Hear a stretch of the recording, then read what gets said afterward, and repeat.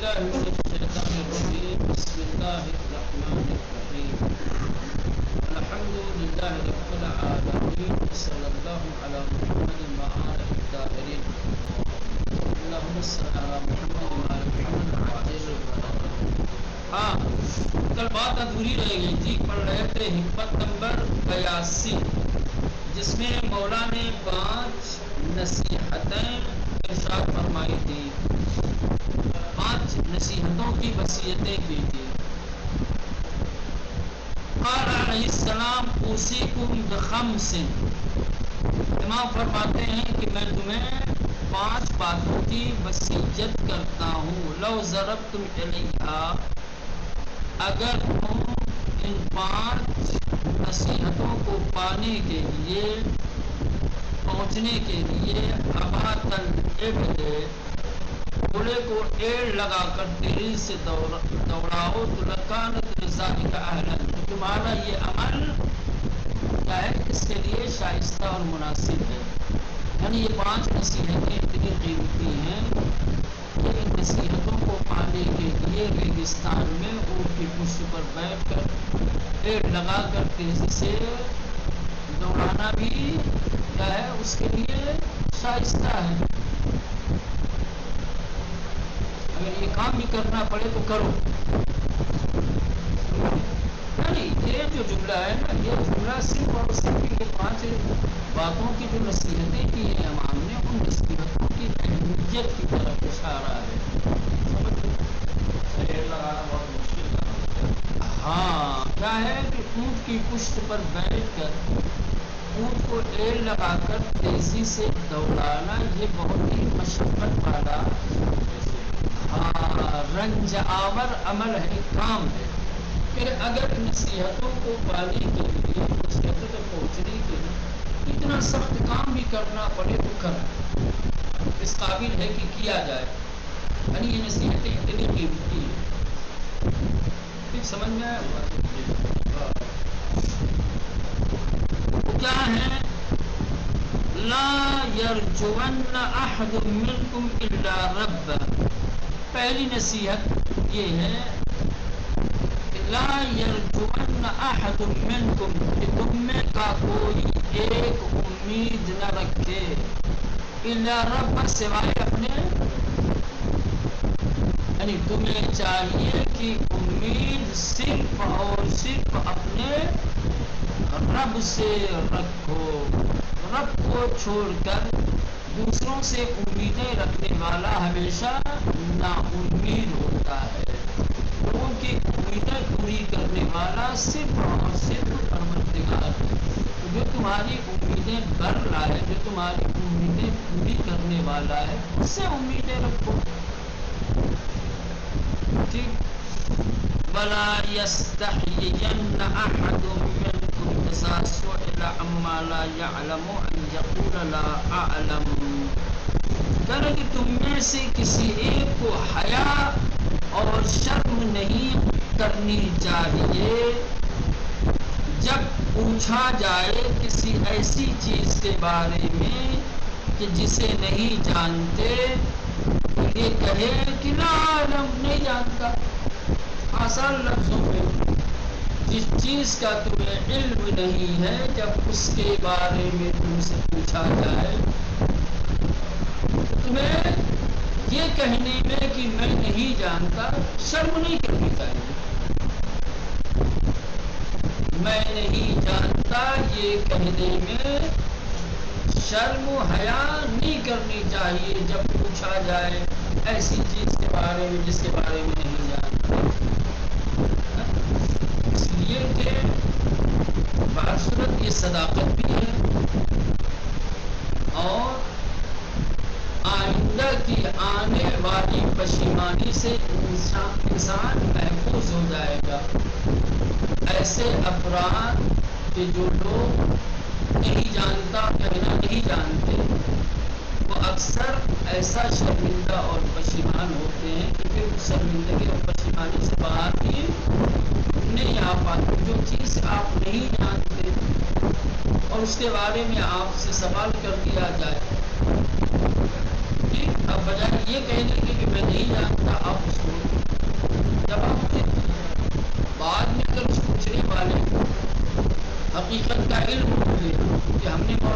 جو سوال پوچھا تھا اس سوال کا جواب مولانا نے غلط دیا ہے.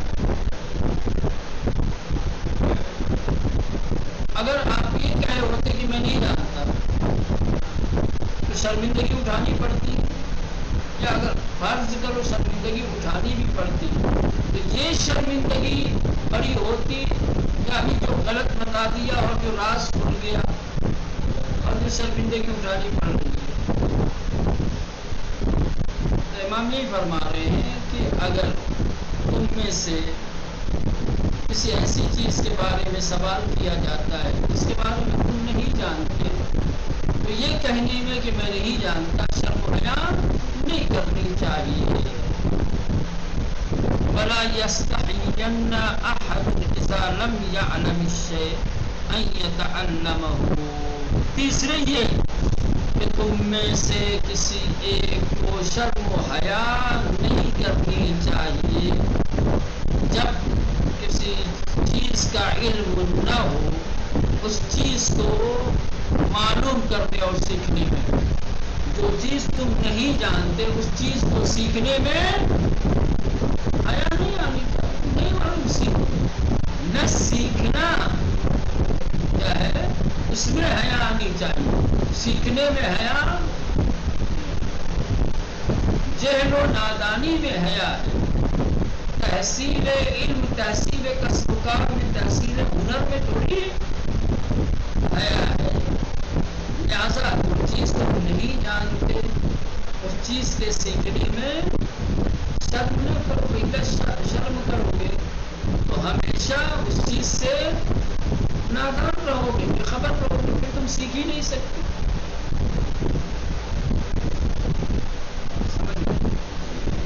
ہم یہ فرما رہے ہیں کہ جو چیز تم نہیں جانتے اس چیز کو سیکھنے میں حیا نہیں کرنی چاہیے. وَعَلَيْكُمْ بِالصَّبْرِ. چوتھی چیز، چوتھی نصیحت جو امام نے فرمائی ہے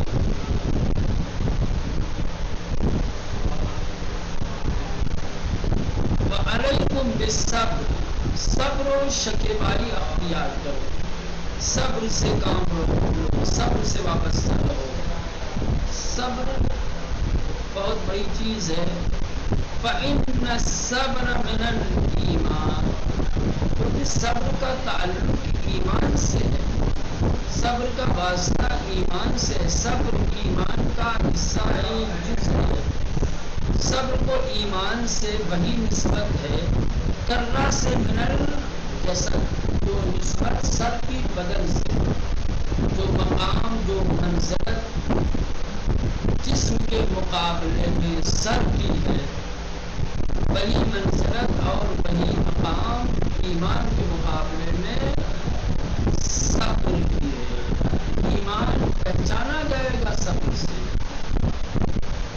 ایمان کی شناخت ہوگی صبر کے ذریعے سے. صبر کے بغیر ایمان جیسے سر کے بغیر جسم.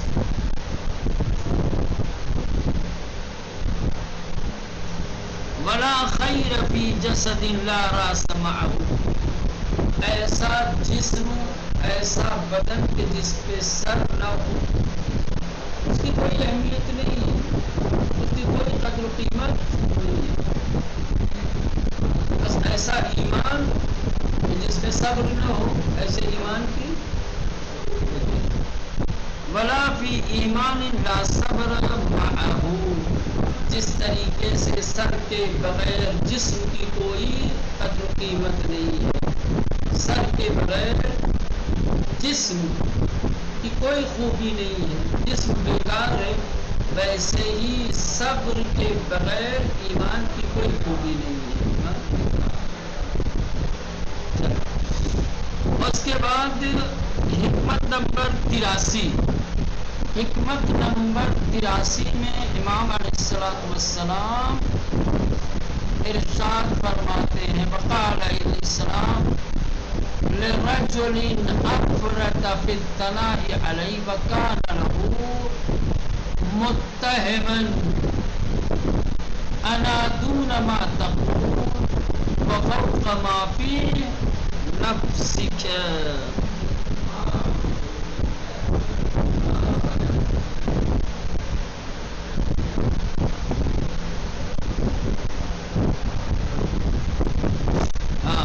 خوبصورت حدیث ہے، امام فرماتے ہیں ایک شخص نے کہ جو امام سے عقیدت نہیں رکھتا تھا، امام کا دوست نہیں تھا، لیکن امام کی مدح و سرائی کے لیے اس نے زبان کھول دی اور ایسی مدح و سرائی کہ جس میں افراط تھا، بہت زیادہ تعریف کرتی تھی، محبت نہیں تھی دل میں، چاہت نہیں تھی، معرفت نہیں تھی اس کے پاس امام کی، پھر بھی اس نے امام کی مدح و ستائش میں تفریط کر دیا، افراط کر دیا، بہت زیادہ امام کی اس نے مدح و ثنا کر دی، تعریف کر دی۔ تو پھر امام نے اس کے لیے فرمایا کہ تم جو کہہ رہے ہو میں اس سے کمتر ہوں، اور جو تمہارے دل میں ہے میں اس سے بہت برتر ہوں۔ معرفت نہیں ہے، بغیر معرفت کے تم جو ہے تعریفیں کیے جا رہے ہو، جب میں اتنی مدح و ثنا کے قابل ہوں تو محبت کیوں نہیں کرتے؟ جب تم مجھے اس مدح و ستائش کے قابل اور اس کا حقدار سمجھتے ہو تو پھر تو تمہیں اپنی قول کی بنیاد پر، اپنی مدح و ثنا کی بنیاد پر مجھ سے عقیدت کرنی چاہیے، مجھ سے محبت۔ تم نے جو کہا ہے تو نہیں ہے میرے، اور اگر ہے تمہاری نظر میں محبت، اور جو تمہارے دل میں ہے نفرت ہے، میں اس سے بہت افضل، بہت برتر۔ وقال للرجل، امام علیہ السلام نے فرمایا ایک ایسے شخص سے افرط فی الثناء علیہ، جس نے امام کی مدح و ثنا میں افراط کیا، وقال له متہما، جبکہ وہ شخص کیا تھا؟ متہم تھا۔ کیا مطلب متہم؟ یعنی امام سے محبت اور عقیدت رکھنے والا نہیں تھا، امام کا چاہنے والا نہیں تھا۔ تو آپ نے فرمایا اس کے لیے انا دون ما تقول، تم جو میرے بارے میں کہہ رہے ہو میں اس سے کمتر ہوں، جو باتیں تم نے کہی ہیں، جو مدح و ستائش تم نے کی ہے، میں اس سے کمتر ہوں۔ وفوق ما فی نفسک، اور جو تمہارے دل کے اندر ہے میں اس سے بالا تر ہوں۔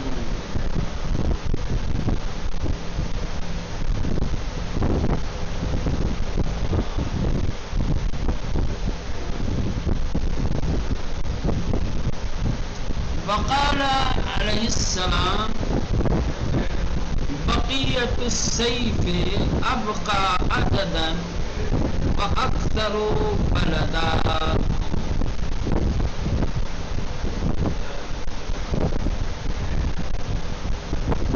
بقیت السیف، بقیت السیف، بقیہ یعنی جو بچ جائے، جو رہ جائے، سیف یعنی تلوار، ابقا یعنی زیادہ باقی رہنے والے، عددن عدد کے اعتبار سے شمار، اکثر اس کے معنی بھی ہیں زیادہ ہونا، بلدن یعنی اس قول اور اس حکمت میں امام نے لوگوں کو تلوار کے ذریعے سے جنگ و جدال کرنے سے دور رکھا ہے، اور بتایا اس حکمت میں امام نے جنگ و جدال سے دور رہنے کی طرف اشارہ کیا ہے، اور لوگوں کو اس حقیقت کی طرف متوجہ کرایا ہے کہ اگر تم اپنی زیادہ زندگی اور زیادہ حیات چاہتے ہو، اولاد کی کثرت چاہتے ہو، چاہتے ہو تمہاری نسل باقی رہے، تو جنگ و جدال سے دور رہو۔ جو لوگ جنگ و جدال سے دور رہتے ہیں، جو تلوار سے بچ جاتے ہیں، وہ زیادہ جیتے بھی ہیں، زیادہ دنوں تک زندہ رہتے اور ان کی نسل بھی بڑھتی ہے، زیادہ رہتی ہے۔ جنگ و جدال سے اپنے آپ کو جوڑ کر رکھو گے، جنگ و جدال میں مصروف رہو گے، کبھی بھی تمہاری زندگی کا خاتمہ ہو سکتا ہے۔ ایک بار تمہاری زندگی چھین لے گی، اور جہاں تم گئے پھر تمہاری نسل بھی ہٹے گی۔ یہ امام فرما رہے ہیں بقیت السیف، تلوار سے بچے ہوئے لوگ، بقیت السیف تلوار سے بچے ہوئے لوگ ابقا عددن زیادہ باقی رہتے ہیں، ابقا عددن زیادہ باقی رہتے ہیں، واکثر ولدن اور ان کی نسل زیادہ ہوتی ہے۔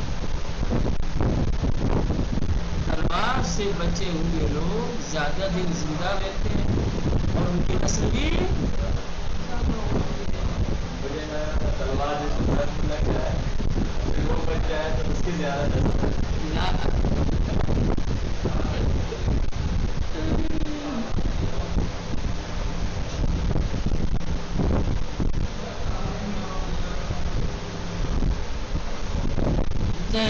وقال علیہ السلام من ترک قول لا ادری اصیبت مقاتلو، یہ بہترین حدیث ہے امام کی، جس میں امام ارشاد فرماتے ہیں من ترک، اس نے چھوڑ دیا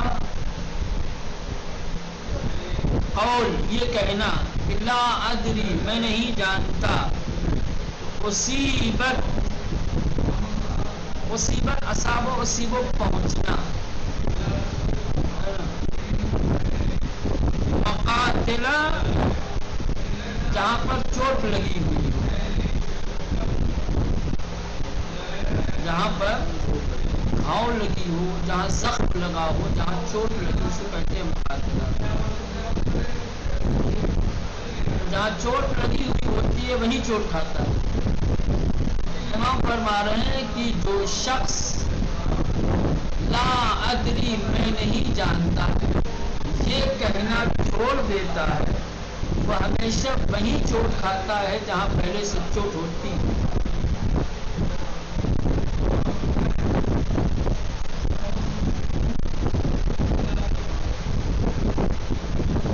چوٹ کھانے کی جگہ پر چوٹ کھاتا رہتا ہے، یعنی ایسے شخص کو ہمیشہ شرمندگی اور ندامت کا سامنا کرنا پڑتا ہے۔ عیب نہیں، جیسا کہ اس سے پہلے والی حدیث میں بھی ارشاد فرمایا کہ جو چیز تم نہیں جانتے اس کے بارے میں تم سے سوال کیا جائے تو لا ادری لا علم، میں نہیں جانتا، تو چوٹ سے محفوظ رہ جاؤ گے، شرمندہ ہونے سے ذلیل ہونے سے بچ جاؤ گے۔ لیکن اگر تم نے یہ کہنا چھوڑ دیا لا ادری، ہر چیز کے بارے میں انا عالم انا ادری، میں جانتا ہوں مجھے علم ہے، ایسا کہنے والا کیا ہوگا؟ اکثر چوٹ کھاتا ہے جانے، اکثر ایسے لوگوں کے بیچ، ایسے لوگوں کے درمیان واقعی جانتے ہیں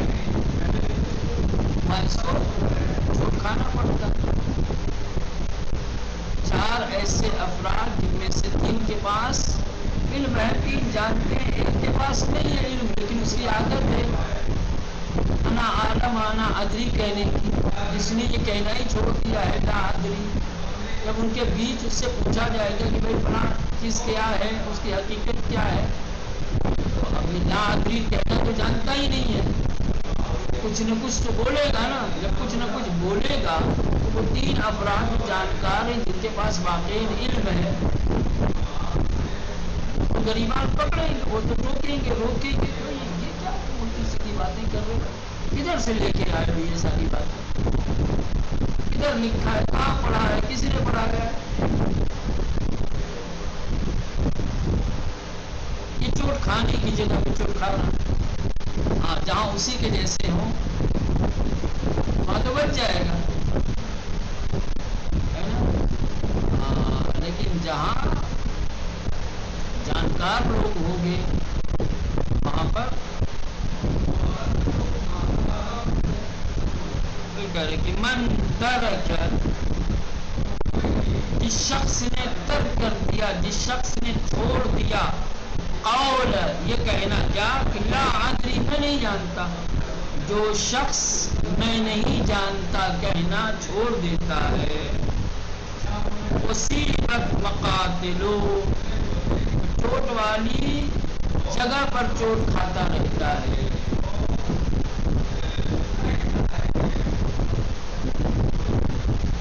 آخری حکمت پڑھتے ہیں،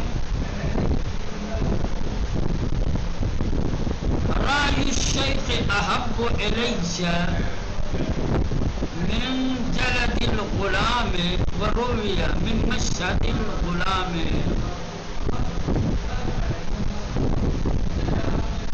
رائے جانتے، رائے یعنی نظریہ، مشورہ، رائے یعنی نظریہ، شیخ یعنی بزرگ، بوڑھا، شیخ یعنی بزرگ، احب ہو میں زیادہ پسند کرتا ہوں،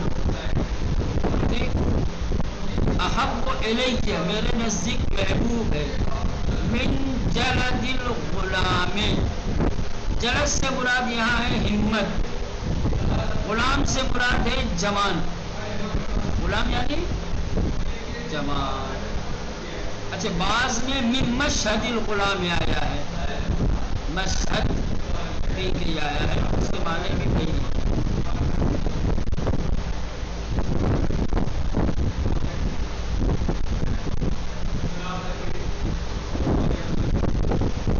ہاں امام نے اس میں بزرگوں کے مشورے اور بزرگوں سے رائے لینے کی اہمیت کو بیان کیا ہے۔ امام فرماتے میری نظر میں، میری نگاہ میں بزرگوں کا مشورہ جوانوں کی ہمت سے زیادہ پسند ہے۔ ایک جوان کی ہمت، ایک جوان کی قدرت و طاقت مجھے جتنا سہارا دے سکتی ہے، مجھے جتنے کام آ سکتی ہے، اس سے زیادہ ایک بزرگ کی رائے اور اس کا مشورہ میں اس کو زیادہ اہمیت دیتا ہوں۔ کسی عمل میں، کسی کام میں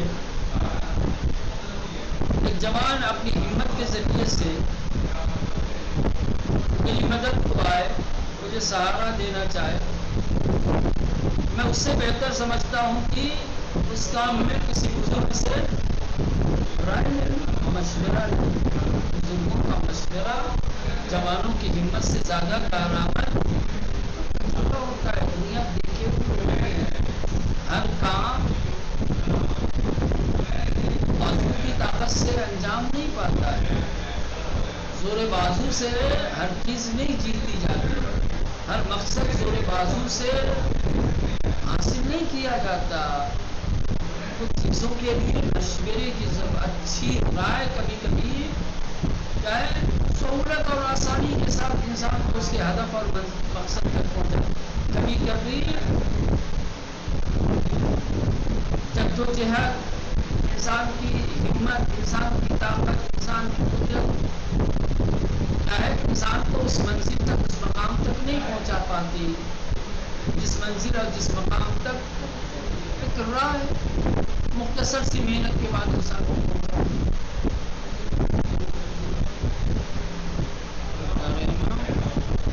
رأی الشیخ بزرگ کا مشورہ، بزرگ کی رائے، احب الیہ مجھے زیادہ عزیز ہے، مجھے زیادہ پسند ہے، من جلد الغلام ایک جوان کی ہمت سے، ایک جوان کی قدرت اور طاقت سے۔ ورویا اور روایت کی گئی ہے، یعنی دوسری روایت میں یہی کلام من مشہد الغلام ہے کہ بوڑھے کی رائے مجھے جوان کے خطرے میں ڈٹے رہنے سے زیادہ عزیز ہے۔ ایک جوان خطرے میں ڈٹا رہے، ثابت قدم رہے، قدم پیچھے نہ ہٹائے، میں اس سے بھی زیادہ اہمیت دیتا ہوں بزرگوں کے مشورے کو۔ بزرگوں کے مشورے کی بڑی اہمیت ہے، بڑی قیمت ہے، کیونکہ وہ دنیا دیکھے ہوئے ہوتے ہیں. وہ جو مشورہ دیتے ہیں اپنے تجربے کی بنیاد پر دیتے ہیں، اور جو چیز تجربے کی بنیاد پر انجام دی جاتی ہے، جو رائے، جو مشورہ نظریے کی بنیاد پہ نہیں، یا عقل کی بنیاد پر یا علم کی بنیاد پر نہیں، بلکہ تجربے کی بنیاد پر جو رائے دی جاتی ہے، وہ رائے ہمیشہ مصیب ہوتی ہے، حق کے قریب ہوتی ہے. اس سے انسان آسانی کے ساتھ اپنے نفع اور اپنے فائدے تک پہنچ جاتا ہے.